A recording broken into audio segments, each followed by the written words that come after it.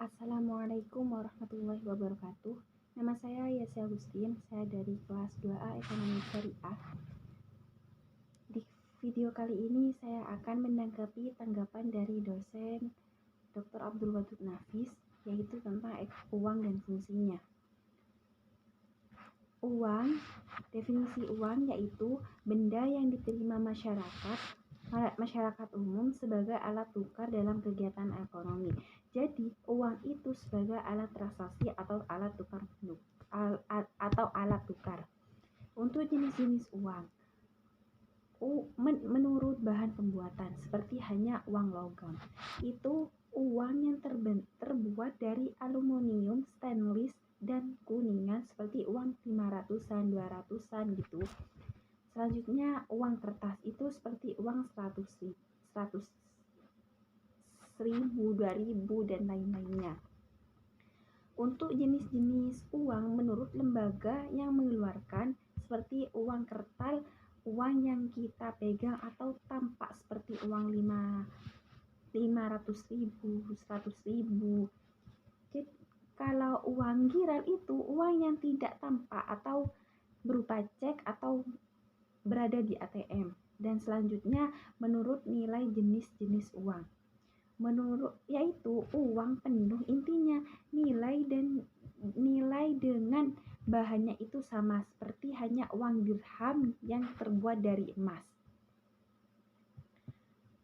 nilainya itu harus sama. Dan selanjutnya uang tanpa tanda itu biasanya berbentuk kertas, sedangkan uang penuh itu berbentuk logam.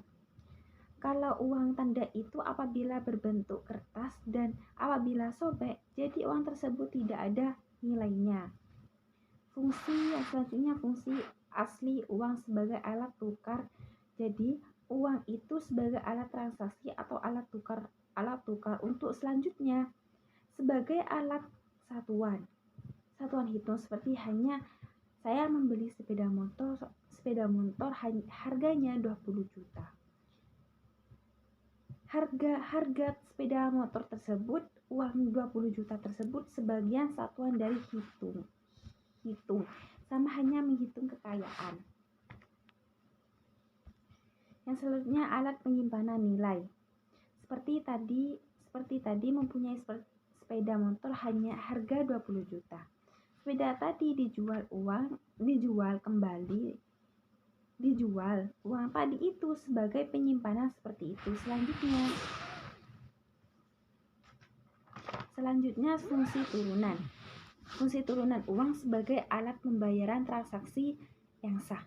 Yang selanjutnya uang sebagian pembayaran hutang. Maksudnya jadi apabila kita mempunyai hutang membayar dengan uang itu juga sebagai penimbun kekayaan. Jadi kita kalau mempunyai uang, jika kita menjual rumah, mobil, atau sawah, atau tanah, kita akan mendapatkan uang. Uang tersebut sebaiknya kita simpan dan tabung. Itu termasuk penimbunan kekayaan. Yang selanjutnya, uang sebagai pemindah kekayaan, seperti hanya kita mempunyai rumah, tapi rumah tersebut ada di kota lain. Kita itu ingin rumah itu dipindah daerah yang kita tempati sekarang. Berarti rumah tersebut yang ada di kota lain itu dijual dulu, baru mendapatkan uang, kita beli rumah di daerah yang kita mau. Yang selanjutnya, uang sebagai alat pendorong kegiatan ekonomi. Semua orang di dunia mempunyai uang, dan uang itu sendiri digunakan untuk kebutuhan kita sehari-hari, dan itu termasuk sebagai pendorongan kegiatan ekonomi.